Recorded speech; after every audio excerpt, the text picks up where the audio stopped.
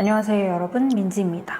오늘 영상은 여러분이 정말 감사하게도 저한테 자주 물어봐 주시는 피부관리법 영상이에요. 정말 20대 초중반 때까지만 해도 피부가 좋다, 피부에 대한 칭찬을 들어본 적이 거의 없는데 20대 후반부터 솔직히 피부과도 다니기 시작했고 스킨케어를 쓸 때 내가 지금 어떤 성분, 어떤 제품을 쓰고 있는지 공부하면서 피부가 많이 좋아졌던 것 같습니다. 그리고 피부는 뭐 먹는 거랑 생활습관 하나하나랑 다 연계되어 있잖아요. 그래서 그 수많은 제품, 수많은 행위들 중에서 이거는 과학적으로 좀 입증이 가능하다, 그리고 여러분들도 따라하셨을 때 저랑 비슷한 효과를 보실 수 있겠다 싶은 것들만 모아서 보여드리려고 합니다. 그러면 첫 번째 파트부터 바로 시작할게요. 첫 번째 파트 피부과 시술부터는 좀 수다 떨듯이 하고 싶은데, 왜냐면 제가 말씀드리고 싶은 내용이 너무 많아요. 일단 어떤 피부과를 어떻게 골라야 되는지, 그리고 제가 어떤 시술을 고민 중인지 이것저것 구구절절 다 말씀드리고 싶은데요. 일단 첫 번째로 피부과를 고르는 기준은 저는 선생님이 좀 센스 있는 알잘딱깔센이 좋아요. 왜냐면 우리가 사실 미디어에 노출이 많이 된 시술들은 알고 있지만 정확히 어떤 시술이 나한테 100% 맞는지, 내가 어떤 점이 부족한 건지를 잘 모르잖아요. 그래서 막연하게 피부과 가서 피부 좀 좋아지고 싶어요, 탄력 생기고 싶어요 라고 하면은 의사 선생님들도 사람이니까 자기가 잘하는 시술 있죠, 내가 주력하는 시술, 혹은 이번 달에 이벤트 시술, 이런 거를 미실 가능성이 높아요. 그래서 그렇게 막연하게 질문하기보다는 내가 지금 고민하고 있는 부분 있죠, 시술을 딱 찝지 말고 내가 지금 고민하는 부분, 뭐 예를 들어 팔자가 심해진 것 같아요, 모공이 고민이에요, 이런 것들을 말씀드려요. 그랬을 때 알잘딱깔센으로 내가 뭐가 문제인지 딱 집어내서 최소한의 가격으로 시술을 딱 정해주는 그런 선생님이 좋더라고요. 그런 과정을 겪으면서 제가 받았던 시술 중에 첫 번째로 피부에 효과가 확실했던 게 주베룩이었어요. 주베룩은 제가 몇 번 말씀드린 적이 있는데 주베룩 볼륨을 몇 번 맞았거든요. 근데 이 가격이 유일한 단점이에요. 가격이 정말 비싸서 저도 요즘 못 맞고 있긴 하지만 친구들, 뭐 예비 신부가 저한테 시술을 하나 추천해달라고 하면 저는 무조건 주베룩 볼륨 맞아라 라고 합니다. 왜냐면 이 주베룩을 맞으면 콜라겐 생성을 촉진하는데, 그러다 보면 주베룩을 맞고 1, 2주가 지나면 이 화장이랑은 또 다른 피부 속에서부터 차오르는 물광이 있어요. 이 피부 속에서부터 탱탱해지면서 확실하게 수분이 충전됐다, 피부가 건강해졌다라는 게 확 체감이 됩니다. 그리고 그런 피부가 좋아지는 효과뿐만 아니라 제 얼굴에서 꺼진 부분을 이렇게 채워주면서 좀 더 안전한 필러처럼 활용할 수 있는 시술인 것 같습니다. 그리고 두 번째는 울세라. 여러분들 중에서 깊은 팔자, 깊은 주름 이런 거 말고 나 약간 이 얼굴의 방향이 이쪽으로 내려온 것 같아, 노화가 시작된 것 같아 라는 게 고민이야. 근데 이게 남이 봤을 때 아는 정도는 아니고 그냥 내가 좀 거슬려, 신경 쓰여 하시는 분들은 1년에 한 번씩 울세라 맞으면 좋더라고요. 이 울세라를 검색해보면 오징어로 많이 예시를 드는데 이 뜨겁게 피부를 쫙 쪼그라들게 만들어서 탄력 있게 수축되게 만드는 시술이더라고요. 그래서 울세라를 맞으면 딱 적당한 표현이 피부가 짠짠해져요. 그래서 이 얼굴뼈 있죠? 얼굴뼈에 짠짠하게 붙이는 시술이라고 보시면 좋을 것 같습니다. 그래서 저는 울세라는 반년에 한 번 정도가 딱 적당한 것 같고 이번에 8월에도 저도 다시 한번 맞으러 갈 예정입니다. 그리고 세 번째가 스킨보톡스. 스킨보톡스는 제 기준 극악의 고통이거든요.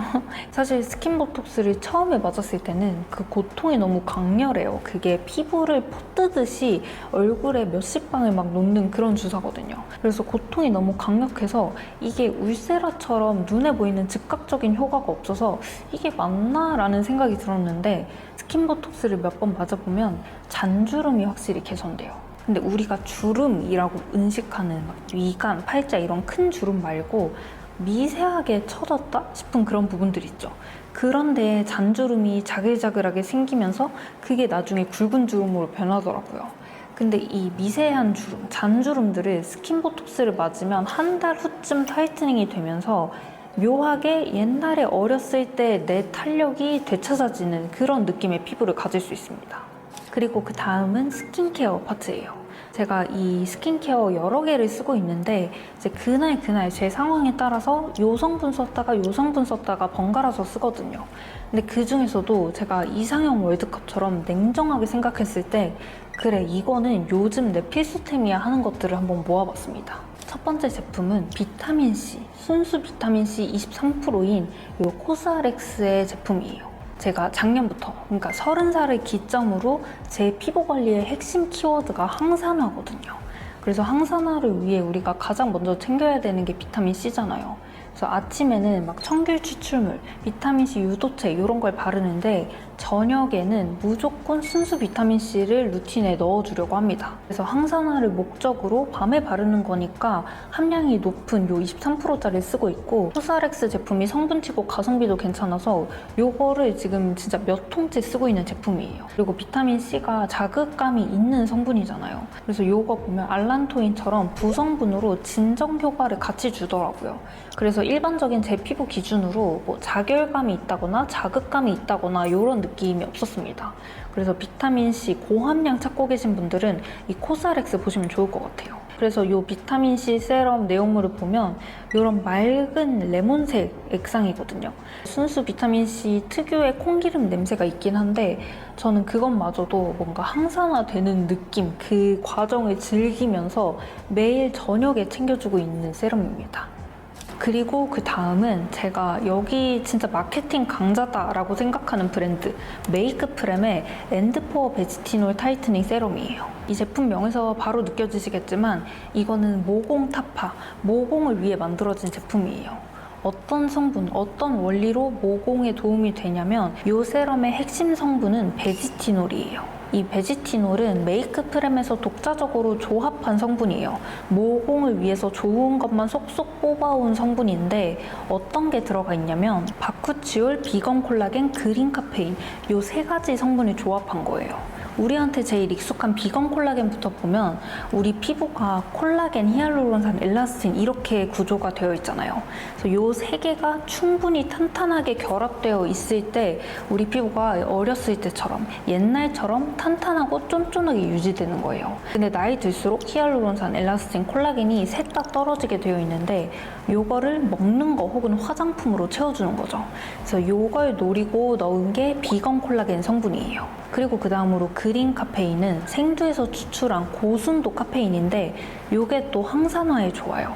그래서 이 베지티놀 세럼도 모공에서 항산화가 떨어뜨려 놓을 수가 없는 개념이니까 항산화를 위해서 그린 카페인까지 넣었더라고요. 그리고 마지막으로 이제 주인공이 바쿠치올인데 바쿠치올이 또 요즘 뜨는 성분이잖아요. 이게 레티놀을 대체하는 식물성 성분으로 유명한데 보골지라는 식물에서 추출된 성분이에요. 이게 레티놀처럼 피부를 일하게 하는 성분인 거거든요. 우리가 나이 들수록 피부 재생 주기, 이제 피부가 일하는 그 루틴이 점점 느슨해지고 느려지는데 이걸 다시 타이트하게 일하게 만들면서 레티놀이 그래서 모공에도 좋다, 주름에도 좋다, 염증 완화에도 좋다 효과가 여기저기 있는 건데 근데 여기에 더해서 레티놀보다 이 바쿠치올은 빛, 이 자외선에 덜 민감해요. 그래서 저는 레티놀을 꾸준히 매일 쓰는데도 아침에는 바르지 못했거든요. 근데 이 바쿠치올은 자외선에 덜 민감하니까 제 아침 스킨케어 루틴에 넣어도 된다는 게 가장 큰 장점이었습니다. 그래서 메이크프렘에서 피부를 채워주는 비건 콜라겐, 항산화인 그린 카페인, 그리고 레티놀을 대체할 수 있는 바쿠치올을 조합해서 베지티놀 세럼을 만든 거죠. 그래서 인체 적용 실험도 다 모공과 관련해서 만든 상품이고 이게 보시면 사용감이 되게 산뜻하고 가벼워요. 막 찐덕거리거나 그 모공 제품이라고 해서 헤비하게 들어있는 게 아니기 때문에 낮에 여러분들이 쓰고 있는 스킨케어 루틴에서 하나만 딱 추가하기에도 좋은 산뜻한 제형의 제품이었습니다. 그 다음으로 저는 원래 히알루론산을 토너 단계에서 많이 쓰거든요. 근데 그걸로는 안 되는, 어제 너무 건조했어, 수분을 좀 꾹꾹 눌러 담고 싶어 할 때는 이 아비브의 부활초 세럼이 있습니다. 이 아비브 부활초 라인을 다 좋아하는데 특히 이 세럼을 최근에 가장 많이 써서 지금 이렇게 바닥이 났습니다. 부활초 안에 트레올로스라는 요소가 있는데 트레올로스는 뭐 부활초에만 있는 건 아니고 척박한 지역에서 자라는 식물이나 곤충 같은 거에도 있는 성분이에요. 우리가 수분이 없는 막 사막지대 이런 데 있죠. 그런 데는 식물들이 물을 머금고 있어야 되잖아요. 수분 유지 능력이 좋아야 되는데 그걸 잘하는 게 이 트레올로스인 거죠. 그래서 수분을 머금고 가두고 유지시키는 능력이 좋은 성분인 거예요. 그래서 사막에서 꽃을 피우는 부활초, 이 부활초에 있는 트레알로스를 우리 피부에 가져와서 수분을 유지하고 건조함을 막아주자라는 컨셉의 제품인 거죠. 그래서 컨셉 자체, 스토리 자체도 너무 좋았지만 저는 히알루론산 토너만 썼을 때랑 이 부활초 성분이랑 같이 썼을 때랑 확실히 채워지는 수분감 차이가 느껴졌습니다. 그래서 여러분들도 히알루론산 이미 쓰고 있고 토너, 세럼, 크림 다 쓰고 있는데 근데도 자기 전에 건조해 하시는 분들은 이 부활초를 스킨케어 루틴에 하나 넣어보시는 거 추천드립니다. 그리고 그 다음으로 여러분들이 저한테 레티놀 어떤 거 쓰냐라고도 많이 물어봐 주셨거든요. 저는 레티놀은 요거 꾸준히 쓰고 있습니다. 디오디너리의 레티놀이랑 스쿠알란 조합 상품인데요. 레티놀이 0.2%여서 이거는 입문자분들 말고 저처럼 레티놀을 1년 이상 써온 분들이 0.1%, 0.2% 발라도 피부에 자극감이 없더라 하시는 분들이 쓰면 좋을 것 같아요. 저는 밤 스킨케어 루틴에 이 제품을 거의 매일 쓰고 있는데 이게 레티놀이랑 스쿠알란이 합쳐진 거잖아요. 그래서 레티놀은 아까 말씀드렸던 피부를 일하게 하는 성분인 거고 이 스쿠알란은 오일을 바르는 것처럼 되게 치덕치덕하게 오일처럼 발리는 성분이에요. 그래서 이거는 모닝 스킨케어 루틴에 썼으면 오히려 피부가 좀 밀렸을 텐데 밤에 바르니까 오일을 발라놓은 것처럼 막을 형성해줘서 오히려 좋더라고요. 그래서 스쿠알란은 피지 분비를 조절해주는 효과도 있어서 레티놀이랑 스쿠알란이 되게 잘 어울렸던 것 같아요. 그리고 디오디너리는 무엇보다 가성비가 진짜 좋잖아요. 그래서 나는 세럼을 하나를 살 건데 이 세럼을 디오디너리에서 고를 거야 이런 느낌보다는 나는 이미 스킨케어 루틴이 있어 짜져 있는데 뭐 스쿠알란, 레티놀 이런 식으로 하나 성분을 추가하고 싶어 할 때는 디오디너리에서 가성비 제품들 보시면 좋을 것 같습니다. 그리고 그 다음은 요 클레어스 비타민 E 마스크예요. 이거는 비타민 C랑 더불어서 항산화에 너무 좋은 성분인데 사실 제가 매일 바르는 요 비타민 C 제품에도 비타민 E, 슈퍼 비타민이 들어있는데 이번 주는 조금 더 스페셜한 관리에 들어갈 거야. 피부 관리를 진짜 열심히 할 거야 하는 주간에는 수면팩으로 요 비타민 E 마스크팩을 쓰고 있습니다. 그래서 비타민 E가 이렇게 농축된 제품이어서 수분 보습에도 좋고 특히 여름에 피부에 자외선 공격을 진짜 많이 받잖아요. 그럴 때 밤에 이거 수면팩으로 올려주면 한 주에 3회 정도만 해봐도 효과가 느껴지실 거예요. 그리고 마지막으로 여러분들도 꼭꼭 한번 시작해보셨으면 좋겠는 그런 생활 습관들인데요. 첫 번째로는 베개 커버 씌우기예요. 이 베개에 은근히 세균이 많고 우리가 아무리 부지런해도 베개를 맨날 빨아줄 수 없잖아요. 그래서 여기에 뭐 수건을 깔고 자야 된다 아니면 얼굴을 닿지 말아야 된다 이런 얘기는 예전부터 들어봤거든요. 근데 뭐 자는 동안에 저를 제어하면서 정면만 보고 잘 수도 없고 수건을 자기 전에 맨날 이렇게 하나씩 깔아놓고 그러기에도 부족하더라고요. 그래서 알면서도 지키지 못하고 있던 습관들 중에 하나인데 제가 이번에 이런 베개 커버를 발견한 거예요. 이거를 베개 위에 이렇게 묶어놔줘요. 그리고 이거는 자주 빨 수 있잖아요. 그래서 3, 4일에 한 번 그냥 빨래 돌릴 때 이걸 같이 빨아주는 거예요. 그리고 나서 베개 커버 위에 씌워주면은 깔끔하게 맨날 깨끗한 상태의 베개를 얼굴에 댈 수 있습니다. 이게 얼굴의 어느 한 부분에만 트러블, 염증이 계속 난다라고 하면은 그거는 생활 습관에서 비롯됐을 가능성이 높거든요.